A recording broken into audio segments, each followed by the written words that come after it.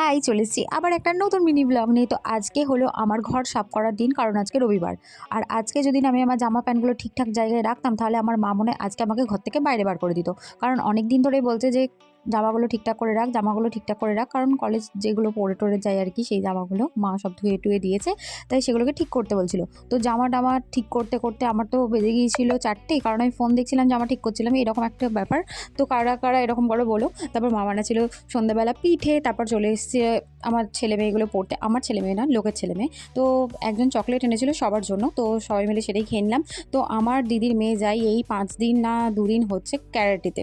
তো কি শেখাচ্ছে না শেখাচ্ছে সেগুলো তো মাসি হয়ে আমার জানাটা কর্তব্য, তাই না বলো?